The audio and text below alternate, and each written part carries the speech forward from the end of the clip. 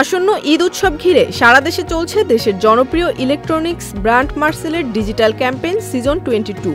এর আওতায় মার্সেল ব্র্যান্ডের একটি ফ্রিজ কিনে 10 লাখ টাকা পেয়েছেন মিরপুর কুষ্টিয়ার মিঠুন আলী। সম্প্রতি আলমডাঙ্গা উপজেলা পরিষদ মাঠে আনুষ্ঠানিকভাবে মিঠুন আলীর হাতে 10 লাখ টাকার চেক তুলে দেন মার্সেলের ব্র্যান্ড অ্যাম্বাসেডর জনপ্রিয় চিত্রনায়ক আমিন খান।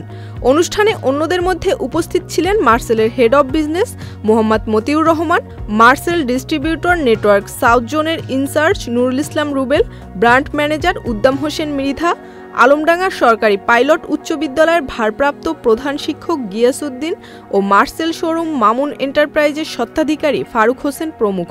জানা গেছে, ডিজিটাল ক্যাম্পেইন সিজন 22 এর আওতায় চলতি বছরের ঈদুল আজহা পর্যন্ত দেশের যে কোনো শোরুম থেকে মার্সেল ব্র্যান্ডের fridge, air conditioner, washing machine ও সিলিং ফ্যান কিনে 10 লাখ টাকা পর্যন্ত ক্যাশব্যাক পাওয়ার সুযোগ পাচ্ছেন ক্রেতারা। এছাড়াও পাচ্ছেন লাখ লাখ টাকার ক্যাশ ভাউচার সহ নিশ্চিত উপহার।